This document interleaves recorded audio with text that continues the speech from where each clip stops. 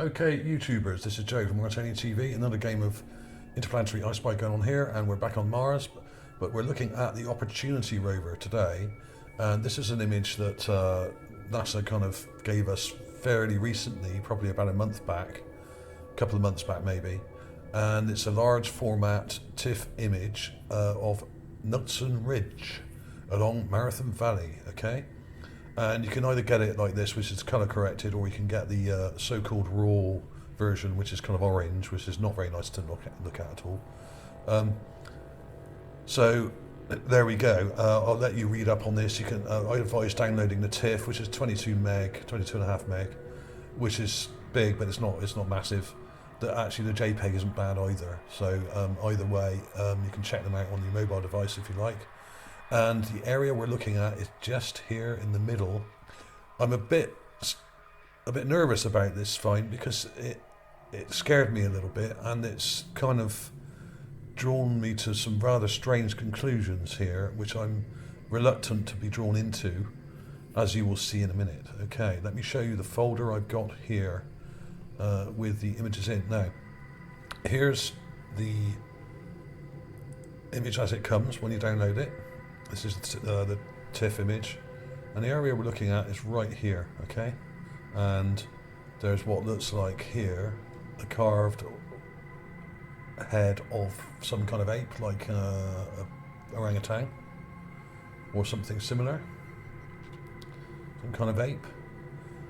And I actually found this months ago, and I haven't bothered to publish it because I thought it was pretty vague, and it could just be a rock that happens to be shaped that way.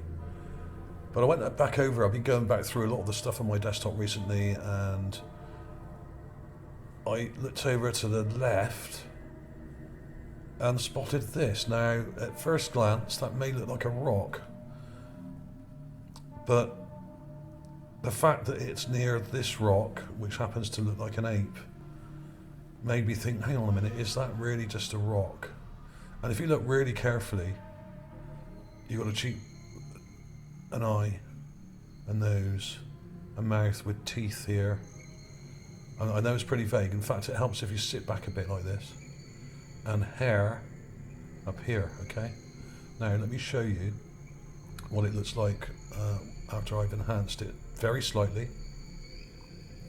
I'll flick through these. But, I mean, this is just a raw clip, okay? Nothing done to that. Just been enlarged. That kind of smooths it out a bit, and I've added more pixels to it just to get rid of the blockiness, okay? So I can zoom in a bit. No, nothing done to that, okay? Base enhancement. I've just enhanced the lines here where the possible mouth is and around the nose. Let me go back and flip back again, okay? Check out this mouth area here, okay? You've got teeth here, and you've got a mouth and a nose here, okay? Let me flick through, there we go. Now that's just done with contrast added, and I've obviously brightened it as well, okay? And this is what happens.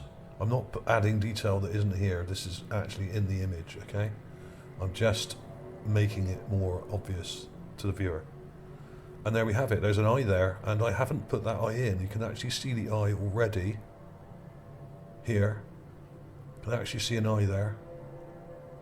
And like some of the other things I've found on Mars, they seem to still have their eyes. Almost like they're freeze-dried, like some of the ancient seals in Antarctica, which have been found to be 6,000 or 7,000 years old and still perfectly preserved with frozen eyeballs and perfect skin and still with whiskers and everything. Now, the conditions on Mars are very similar to the Antarctic, although much drier, probably even colder at night. But this is the Opportunity rover, remember, so this is very barren, this land. It's not like what we see in Gale Crater. It's almost featureless. It's very different from Gale Crater, where the Curiosity rover is, okay? There we go, there's the added contrast, okay? So I haven't done much to it. Now I've clipped it to get in closer, and I've sharpened it a bit, okay? Just to bring out some of these details. And you can see now, you can see this eye, you can see a cheekbone here sticking out, you can see a nose here, you See the nasal cavities there, nostrils, teeth, a very small chin, an ear here, and what looks like hair up here. Now, when I sort of sharpened this up, I thought, hang on, is that carved or is it actual hair? It's got this fluffy-like appearance to it up here. And then I thought, hang on a minute, I mean, this is on Mars, right, okay. We've got a semi-human looking head with hair, a nose, an eye, a mouth with teeth, a very pronounced cheekbone here. I thought, could this be a carving or could it be an actual head? I don't know. I mean, when you have images that are taken it with a 2 megapixel camera, a lot of the detail is not picked up. The really fine detail is not picked up. So this may well be hair, but it does seem kind of fluffy up here, the texture. Okay? So there we go. I mean, that was it. I mean, what can I say? Let me show you some comparisons here because, I mean, this is just insane. This is insane. Now, I looked up Bigfoot. Now, I'm not saying this is a Bigfoot, but I'm just saying the facial proportions are similar. You have a very short, like, which one was it? You have very pronounced cheekbones, like this guy here. Okay? You have a very small chin, which is not of human proportions. Now, this one's taken from the Patrick and Gimlin film, and notice how small and receding the chin is there. Unlike humans who have quite large square jaws, many apes and greater primates have quite small maxillas, okay? Not maxillas, mandibles, I should say. So they have kind of a jutting chin or a very small chin compared to humans, okay? Like this guy here. I mean, a lot of these illustrations are quite ridiculous, but some of these are actually based on many eyewitness accounts. This one here particularly looks quite good. But I'm not saying this is a Bigfoot. I'm saying that these are not human proportions. This is not a human skull, if it is a skull. Let's have a look at it in here. Look how short and kind of receding that chin is there, okay? Now, some humans do have very small chins, but it's usually a mutation or something like that. But generally, we have if this was a human skull, it would come right down to here. Now, I appreciate some of it may be buried, but it doesn't look like it. It's kind of sitting there, and there's part of the neck here, and I don't know. It's insane. If you look at the maxilla, I mean, this area here between the nose and the mouth, that's very long. Now, that's not a human trait at all. This is something you see in gorillas, you see it in chimpanzees, you see it in other primates like monkeys and stuff. You don't see that in humans. Generally, most humans have a very specific proportion to their face.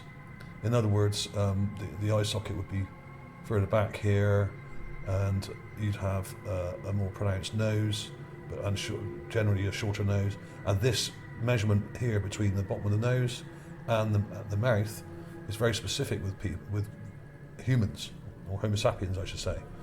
And I'll demonstrate that. I've got another thing up here. Look at the proportions here. Now, this is a human skull, Homo sapiens sapiens, okay? Look at the maxilla. The maxilla is this area here, okay? And you've got this measurement here between the bottom of the nasal cavities here and the mouth or teeth here, okay? The dentition here. That is roughly the same distance as this, and often the chin is a bit longer, okay, than this, but they're approximately the same. Other proportions with humans, the eye sockets will line up with the ears. You can't see ears on this, but they do with people. If you look at the eyebrows, the eyebrow area will line up with the top of the ear, which comes to here, and the lower part of the eye socket, the lower part of the nose here would line up to the bottom of the ear, or the ear lobe. So the ear, if I was to draw an ear on there, I would draw it right there, and it would come to there, okay? And this is these are human proportions which were worked out by the ancient Greeks and probably the ancient Egyptians in their carvings. They understood these proportions, and if you look at the statue of, say, Nefertiti or someone like that who has perfect human proportions and a totally symmetrical face, you'll see this very thing, okay? But so look at the proportions. The eyes are halfway between the top of the head and the chin, okay? And we have these proportions here between the bottom of the nose and the teeth is relatively short, okay? Until you look at something like this, which is a gorilla skull, okay? Where you have much more pronounced teeth. You have a sloping maxilla here, and this measurement is often much longer than the chin. You have a receding chin here, okay? See it? So what we have here is some kind of ape, or proto-human, or whatever you want to call them. There's many politically correct terms and incorrect terms that I could come up with, but this an ape man, what can I say? The proportions are of a non-human. This is not a human skull. This is not an ape skull. It's an alien skull, if it is a skull. It may just be a random collection of rocks that happen to look like a proto-human or alien skull.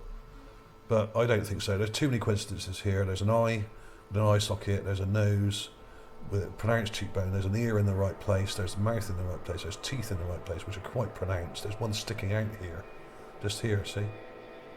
Quite pronounced. And that's something you would see in a gorilla or a chimpanzee skull.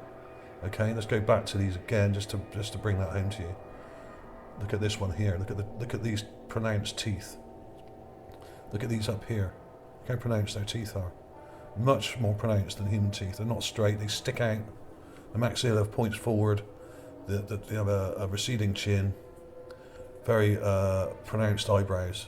I'm not saying this is gorilla, and I'm not saying it's a chimpanzee, but it's not human, and it's not Homo sapiens. This is another species of humanoid, I could say. So there we go. And the fact that you've got, I mean, this is just insane. The fact that you've got this nearby, which is basically a possible carving or effigy of a ape of some sort, a great. I mean, this may not be. This may be a coincidence. But why would there be two of these together, practically only a couple of meters apart? I mean, this one, it was difficult to enhance this because this is a lot smaller than this one, okay? But that's kind of the enhancement. And this just happens to have an ape-like face with a small nose and eyes. You can see two eyes here, 1, 2, very small nose, a very large maxilla, much like you would expect to see on an ape, and a receding chin, okay?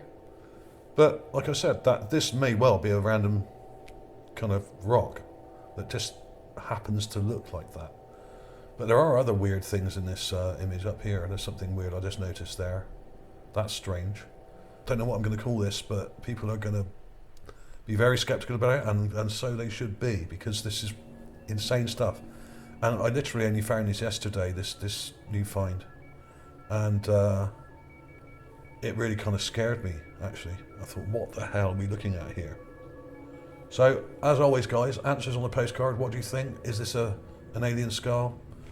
Thanks for watching. See you soon.